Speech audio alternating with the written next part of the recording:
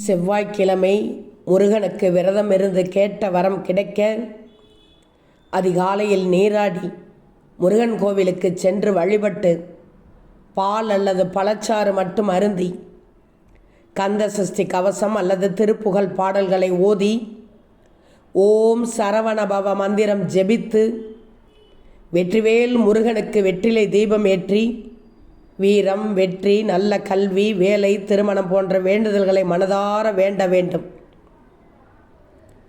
இந்த செவ்வாய்க்கிழமை விரத முறைகள் எப்படி தெரியுமா? காலை வழிபாடு. செவ்வாய்க்கிழமை அதிகாலை எழுந்து நீராடி அருகில் உள்ள முருகன் கோவிலுக்கு செல்லலாம் அல்லது வீட்டிலேயே முருகன் படத்திற்கு மலர் சாற்றி குங்குமம் சந்தனமிட்டு வழிபடலாம். நாள் முழுவதும் பால், பழச்சாறு அல்லது தண்ணீருடன் விரதம் இருக்கலாம். உணவு உண்ணக்கூடாது. ஓம் சரவணபவ மந்திரத்தை உச்சரித்து கந்த சஷ்டி கவசம், திருப்புகழ் பாடல்களை படிக்கலாம். செவ்வாய் கோரையில் காலை 6 to 7 மணி, மதியம் 1 to 2 மணி, மாலை 6 to 7 மணி வெற்றிலை வைத்து தீபம் ஏற்றுவது மிகச் சிறப்பு. ராகு காலத்தில் மாலை 4:30 முதல் 6 மணி வரை எலுமிச்சை தீபம் ஏற்றி வழிபடலாம்.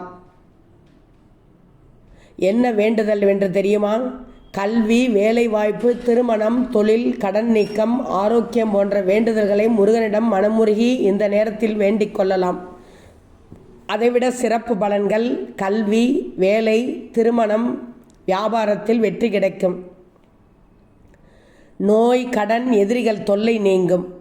மன அமைதி, வாழ்வில் தெளிவு கிடைக்கும். இந்த வழிபாட்டை 6 வாரங்கள், 6 செவ்வாய்க்கிழமைகள் அல்லது 48 நாட்கள் தொடர்ந்து செய்வது கேட்ட வரங்களை விரைவில் அடைய உதவும் என்பது நம்பிக்கை. செவ்வாய்க்கிழமை விரதத்தை தொடங்குகிறீர்களா? செவ்வாய்க்கிழமை விரதம் மிகச் சிறப்பானது. கேட்டது கிடைக்கும், நினைத்தது நடக்கும். முக்கியமாக எதிரிகள் தொல்லை நீங்கும். முக்கியமாக வாழ்க்கையில் தெளிவு கிடைக்கும், அமைதி பிறக்கும். வேறு என்ன வேண்டும் தங்கமே? செவ்வாய்க்கிழமை விரதம் இருந்து முருகனுக்கு வழிபட்டு வெற்றிலை தீபத்தை ஏற்றினால் வெற்றி நிச்சயம்.